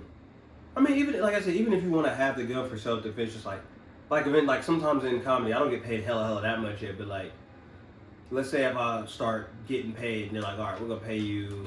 Well, now with digital payments, I'll probably never have a $10,000 payment come to my hand. Not that I'm getting paid $10,000, I wish. Mm-hmm. But like, let's say I start getting $1,000 or $1,500 payments, right? And I'm getting it in cash or something. Mm-hmm. It's like I would want to be able to have a way to, like, somebody trying to rob me, protect myself. But even in that happens so infrequently that it's really a fantasy a lot of gun owners have that, like, I'm gonna defend myself. Mm-hmm. It's really a fantasy, bro. Cause sometimes, bro, I've seen shootouts. They just want to feel the power rush. Yeah, cause in your head, you got life and death in your hands, bro. I've held a gun, I've shot a gun, like, you have life and death in your hands, bro. And it's like a lot of people aren't stable enough to have that. Like my dad said, in the South, he was like, you know, a lot of white dudes will get a gun and then they go to the black side of town. Now the South is still hella segregated. So it's like, why would you be on this side of town? Like, you looking for trouble for a reason to be like, I was defending myself. I just had to shoot him. I had to get him, but you know, it doesn't make any sense. Yeah, just. So I'm all for like guns, but you gotta have better gun control. And we got in America now. Gun control in America now is stupid, bro. Like I said, you can go to Walmart probably out here. You used to go. You might still be able to go to Big Five and like, let me get that shotgun right there. Like, bro, I could buy a shotgun, right? Probably buy the ammo and shoot the guy at the register. Go to my car. Load it up. He don't know what's going on. Come back in. Boom. He just the dude that say, what the fuck? Because I'm having a bad day. Like, it shouldn't be that easy. Yeah, it should not be that easy. Especially with how poor people is in America. Niggas is mad. Because America is so like. Yeah, I mean, in the movie, the Purge movie, the first thing that the first people that they kill are the people who don't have any homes. Bruh, it's nasty. Like, and then not even just that. It's like, America, being that we don't have a good social safety net here, like there is no universal basic income, like our welfare state is bad. So it's like, if I fucking get fired from the post office, I maybe got, with the way California rent, I probably got maybe 6 months to like live here before they're like, all right, bro, you ain't paid your rent or not paying fast enough, you got to get out. Now I'm homeless, but I still got my bookcase, my weight bench, my bed, my TV, my dog, my couch, all this shit, and I lose all of that. And now I'm depressed and like I don't have no money. Then my car might get repoed, but then I can always still go get a gun. So I'm all that on my mind, and then I can go get a gun. It's so many of those scenarios where maybe a bunch of those scenarios people just become homeless and they're like, fuck it. But in some of those scenarios, let's say 1 in 1,000, it's like, I'm gonna make this somebody else's problem. And it's just because you can get a gun that easy. Whereas like, yeah, you could attack somebody with a knife. You hear about knife attacks and shit, but like, you can't do that much damage with a knife. Like, let's say if a person went into a Walmart with a knife. Like, bro, I can go get a sledgehammer. Like, I can go get a stick or something. Like, it's a bunch of people in here. Yeah, you might slash 19 people and you might kill 3. But eventually, if I go in there with an AR-15 and ain't nobody ready for me, bro, and I know what I'm doing with that, and I'm walking in, bow, one shot you dead. Bow, one shot you dead. Bow, one shot you. It's too easy to do damage. So I think they gotta lock that shit up. Yeah, that's why we should just know all the cultures, make friends from all the cultures, because we can spread love, and we never wanna do any hateful thing. Yeah, I'm big on internationalism. Because a lot of times with American politics, especially, again, we always focus on America first on the side. But if we did internationalism, like, all right, my brothers in India, what they going through that their leaders are putting them through? How can we help them? And in India, they might be like, what's our brothers in America going through? How can we help them? Or what's our people in I the guess UK? US is pretty chill about, US has created a comfortable place for people like me coming here, working in software, learning the software industry. Like this is the best place to be if you're a software guy. Oh, yeah. Because the best stuff is happening here, and US has allowed me to come here and learn that thing from you guys and contribute to this economy, and that's such a good thing. But y'all like the smartest people when it comes to tech. I mean, it's not like that. I mean, like I have seen my team has American people who are even smarter than me. Yeah. I have Chinese people who are more smarter than me. Like I have Russian people that are fucking smart. So there are all kinds of people that that I see. Yeah. And it's just like probably for when you say that Indian people are the smartest one, the one reason can be we are just consistent. Like as I said, like even though like for me going to grad school was hard, I need to travel 1 hour in the train. Yeah. Still I stick with it. Right. I did the whole 4 years. Yeah. So probably if any person goes to college for 4 years, they can do better. Yeah, that's true. You just have to be consistent enough. That's it. Like I got a sister, she got a master's in education, just like you said, keep going to college. And another there is nothing like there is no difference between two people. Everyone is no, that I agree with. Equally smart. You just need to be consistent, and then you can learn anything you want. You want to learn AI, you can learn about AI. Everyone can. You just need to be showing up every day. That's it. That's the hardest. That's even the hardest part with comedy is like I know I need to be making content every day. So that's another reason why I started the podcast, because it's like making content is hard because you don't feel like doing it, but you know you need to. But then you don't want to force it and like be just doing the same repeat stuff, point of view. So it's like, all right, how can I get content that's original but consistent, right? So let's say this ends up being 2 hours. How many clips can I make from that? Yeah. I can make like hella clips. Yeah. And then I do this every week. Yeah. And then it starts to. Yeah. So I'm trying to learn that. The consistency is one of the hardest things ever in terms of learning consistency. If you like you said, if you can learn consistency, you can learn anything. Yeah, you just have to show up every day. I guess I need to bounce now. All right. Yeah. My man Ashish. Yep.